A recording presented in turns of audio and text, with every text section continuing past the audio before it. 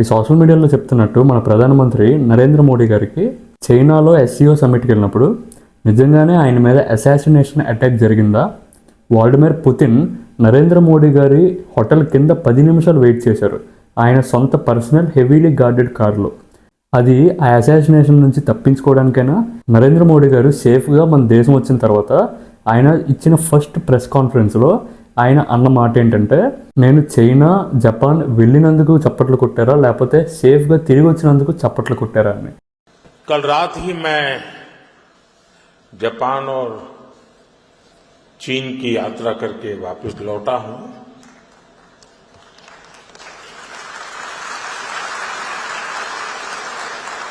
आप गया था इसकी ताली बजा रहे हो, आया हूं इसकी ताली बजा रहे हो.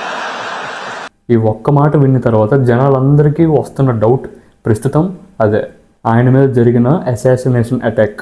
ఆయన చైనా వెళ్ళి ప్రెస్ కాన్ఫరెన్స్ ఇచ్చే టైంలో పక్కనుండే బంగ్లాదేశ్ దేశంలో యుఎస్ ఎంబసీ నుంచి వచ్చిన ఒక సీక్రెట్ ఏజెంట్ని చంపేశారు. అక్కడ బంగ్లాదేశ్లో జరిగిన అటాక్కి ఇక్కడ మోడీ గారికి సంబంధం ఏంటి? అసలు సెక్యూరిటీ ప్రోటోకాల్ని కొంచెం కూడా అవాయిడ్ చేయని మన ప్రధానమంత్రి నరేంద్ర మోడీ గారు చిన్నగా వెళ్ళి మోస్ట్ పవర్ఫుల్ వ్యక్తి అయిన ఆ వ్లాదిమిర్ పుతిన్ గారి కారులో కూర్చోవడం ఏంటి? ఆయన కూడా వైలేట్ చేసి 10 నిమిషాలు ఈయన కోసం వెయిట్ చేయడం ఏంటి? ఇదంతా అసలు ఏం జరిగింది చైనాలో అనేది డీటెయిల్గా చెప్తాను, క్లియర్గా వినండి. అసలు మన ప్రధానమంత్రి షెడ్యూల్ ఏంటంటే ఆగస్ట్ 31 నుంచి సెప్టెంబర్ 1 వరకు ఈ ఎస్సీఓ సమ్మిట్ అనేది చైనాలో జరుగుతుంది. తిరిగి మన భారతదేశానికి సెప్టెంబర్ 1 రిటర్న్ వచ్చేస్తున్నారు. అదే ఆగస్ట్ 31 బంగ్లాదేశ్లో ఆ అమెరికన్ ఇంటెలిజెన్స్ ఆఫీసర్ మర్డర్ జరిగింది. అయితే ఇక్కడ జరిగిన అసాసినేషన్ మెయిన్లీ అమెరికన్ ఎంబసీకి సంబంధించిన వ్యక్తిది కాబట్టి, అది కూడా బంగ్లాదేశ్ లాంటి దేశంలో జరిగిన తర్వాత కనీసం బంగ్లాదేశ్ వాళ్ళు ఒక ప్రెస్ కాన్ఫరెన్స్ ఇవ్వడం కానీ లేకపోతే జనరల్గా అమెరికన్స్కి బయట ఏం జరిగినా అమెరికన్ సిటిజన్స్ ఊరుకోరు, ప్రొటెస్టులు చేసి గోలగోలు చేస్తారు. ఒక్కటంటే ఒక్క మాట కూడా బయటకు రాలేదు, కనీసం న్యూస్ ఆర్టికల్ కూడా బయటకు రాలేదు. అంత సీక్రెట్గా మెయింటైన్ చేసి కనీసం బంగ్లాదేశ్ వాళ్ళకి కనీసం దగ్గరికి వెళ్ళి ముట్టుకునే ఛాన్స్ కూడా ఇవ్వలేదు డెడ్ బాడీకి. స్వయంగా అమెరికన్ ఎంబసీ వాళ్ళే డాక్టర్స్ అండ్ ఆఫీసర్స్ వచ్చి అతని బాడీని అతని వస్తువుల్ని పట్టుకొని వెళ్ళాయి. అసలు నిజంగా ఒక అమెరికన్ సిటిజన్కి ఇలా జరిగిందంటే కన్ఫామ్గా బంగ్లాదేశ్ ఇన్వెస్టిగేషన్ అనేది జరుపుతుంది. కానీ ఇది కన్ఫామ్గా అమెరికన్స్ వార్నింగ్ ఇస్తేనే బంగ్లాదేశ్ వాళ్ళు అక్కడ సైలెంట్ అయ్యారు. లేదంటే న్యూస్ ఆర్టికల్ వచ్చిందంటే వాళ్ళకి ప్రమాదం వాళ్ళకి కూడా తెలుసు అమెరికన్స్కి. సో ఈ డీటెయిలే ప్రతి ఒక్కరు పట్టుకొని లాగుతున్నారు అనమాట. కన్ఫామ్గా యుఎస్ హస్తం దీంట్లో ఉంది అని. అయితే నరేంద్ర మోడీ గారు ఆయన హోటల్ నుంచి దిగిన తర్వాత రష్యన్ ఇంటెలిజెన్స్కి ఒక కబుర్ వచ్చింది, ప్రధానమంత్రి నరేంద్ర మోడీ గారికి ఒక సెక్యూరిటీ థ్రెట్ ఉంది. అప్పుడు వెంటనే ఇండియన్ ఎంబసీకి కూడా ఇంటెలిజెన్స్ అనేది పంపించారు. బంగ్లాదేశ్ అనేది చైనాకి చాలా దగ్గర. సో పక్క దేశంలో ఉన్నప్పుడు ఆయన అక్కడి నుంచి ఇక్కడ రావడానికి పెద్ద సమయం ఏం పట్టదు. ఎవరు చంపారు ఏంటి అనేది క్లియర్గా తెలియదు ఎవరికి కూడా. బంగ్లాదేశ్లో ఢాకా అనే సిటీలో జరిగింది 31 ఆగస్టున. ఆ చనిపోయిన అమెరికన్ ఏజెన్సీ ఆఫీసర్ పేరు ఎర్వెల్ జాక్సన్. అదే టైంలో చైనాలో టియాన్జిన్ అనే సిటీలో ఎస్సీఓ సమ్మిట్ జరిగింది. అయితే మన మోడీ గారు ఆ ఈవెంట్కి వెళ్ళారు, చక్కగా ఈవెంట్ అనేది జరిగింది. ఆ తర్వాత రిటర్న్ ఇండియాకి కూడా వచ్చేసారు. అయితే ఇక్కడ జాయింట్ ఇండో రష్యన్ ఆపరేషన్ అనేది జరిగింది. మన ఇండియన్ రా ఏజెంట్స్ అండ్ ఎస్వీఆర్ ఏజెంట్స్ కలిసి చేసాయన్నమాట. అయితే ఈ అసాసినేషన్కి మెయిన్ రీజన్ ఏంటంటే geo political wars. First of all India Russia నుంచి ఆయిల్ తీసుకోవడం, కమోడిటీస్ కొనడం యుఎస్ ఎంబసీకి అస్సలు నచ్చదు. ఫస్ట్ రీజన్ అది.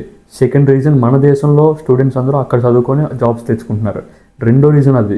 మూడోది, ఇండియా రష్యా అండ్ చైనాతో కలిపి టైస్, బలమైన బాండింగ్ ఏర్పరచుకుంటుంది, ఫ్రెండ్లీ రిలేషన్షిప్ ఏర్పరచుకుంటుంది. ఒకవేళ అదే కానీ జరిగితే కన్ఫామ్గా యుఎస్ ప్రస్తుతం ఉండే అగ్రగామి దేశం అనే పేరు అనేది కన్ఫామ్గా డౌన్ అవుతుంది. చైనా, ఇండియా, రష్యా 3 బలమైన దేశాలు కలిపిస్తే యుఎస్ఏ దేనికి పనికిరాదు అని తనకు కూడా తెలుసు. అందుకు ఇలాంటి కుట్ర పన్నే అవకాశాలు చాలా ఉన్నాయి. నరేంద్ర మోడీ మీద కాదు, రష్యా మీద అదే కోపం ఉంది, చైనా మీద అదే కోపం ఉంది. రీసెంట్గా విధించిన టారిఫ్లే దీనికి ఉదాహరణ.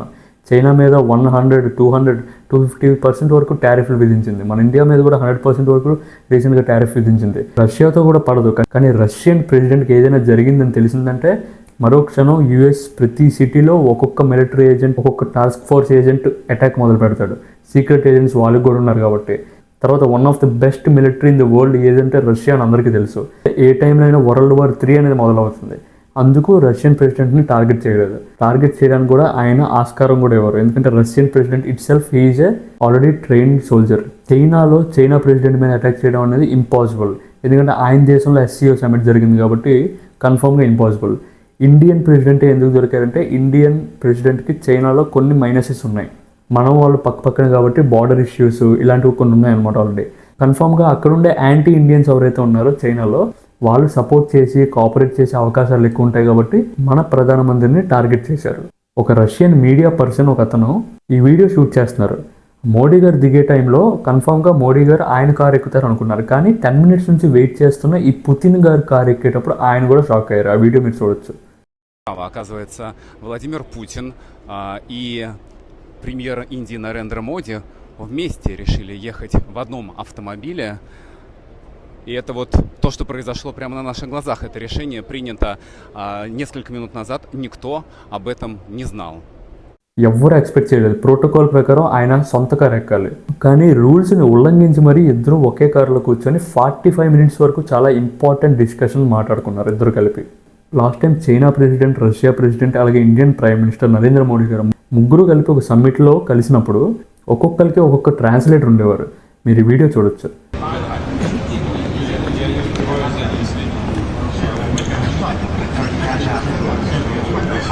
మన మోడీ గారికి రష్యా అండ్ చైనీస్ రాదు. సో ఇలాంటి టైంలో ఒక్కొక్కరికి ఒక్కొక్క ట్రాన్స్లేటర్ ఉన్నారు. ఈ 3 భాషలు వచ్చిన ఒక్కొక్క ట్రాన్స్లేటర్. సో వాళ్ళకి ట్రాన్స్లేట్ చేస్తూ ఉన్నారనమాట. మరి మోడీ గారికి రష్యన్ రానప్పుడు, రష్యన్ ప్రెసిడెంట్ పుతిన్కి హిందీ రానప్పుడు ఇద్దరూ కలిసి ఒకే కారులో కూర్చొని ఏం మాట్లాడుకున్నారు అనేది ప్రశ్న. ట్రాన్స్లేటర్ లేకుండా ఏం మాట్లాడుకున్నారు అనేది ప్రశ్న. సో దానికి సమాధానాలు ఏమైనా అతను ట్వీట్ చెప్తే కానీ మనకు తెలిసింది లేదు, ఎందుకంటే ఆయన ఉండేటప్పుడు ఎవరు ఉండరు ఆ కారులో. ఇది మెయిన్ రీజన్. 45 minutes వరకు మాట్లాడారంటే కన్ఫర్మ్గా ఏదో డెప్త్ ఉండే ఉండాలి, లేకపోతే ఇతని క్లోజ్నెస్ అనేది ప్రపంచానికి చూపించాలి అనేదైనా ఉండాలి. ఫస్ట్ థింగ్ అయితే ఓకే. సెకండ్ థింగ్ మాత్రం జరిగిందంటే కన్ఫర్మ్గా ఎవరికి కాలాలో వాళ్ళకి కాలుతుంది అక్కడ యూఎస్లో. మీ అందరికీ తెలుసు కదా ఎవరో అతను. కానీ ఇప్పటి వరకు CIA ప్లాట్ నుంచి ఒక్కటంటే ఒక్క ఇన్వెస్టిగేషన్ రిపోర్ట్ కూడా కనబడకపోవడం ఆశ్చర్యం. అలాంటిది అమెరికా లాంటి అగ్రగామి దేశమైన మోస్ట్ ఇంపార్టెంట్ స్పెషల్ ఏజెంట్ బయట దేశంలో చనిపోయినప్పుడు ఆ ఎంబసీ అనేది కనీసం న్యూస్ ఆర్టికల్ని కూడా బయటికి రానివ్వకుండా చేసిందంటే అది టాప్ సీక్రెట్ అనే అర్థమవుతుంది. ఇప్పుడు కొంతమంది మీడియా పర్సన్స్ ఏమంటున్నారంటే ఆ జాక్సన్ అనే వ్యక్తి ఎవరైతే బంగ్లాదేశ్లో ఉన్నారో ఆయన మల్టిపుల్ మంత్స్ నుంచి ఉన్నారు, ఆయన ఒక బిజినెస్ పర్పస్ కోసం వచ్చారు ప్రొఫెషనల్ వేలో, దీనికి అతనికి ఎలాంటి సంబంధం లేదు, ఆయన దగ్గర ఎలాంటి వెపన్స్ కూడా దొరకలేదని కొన్ని మీడియా ఛానల్స్ ఊరుకోవు కదా, ఎలాగైనా లాగుతాయి కదా.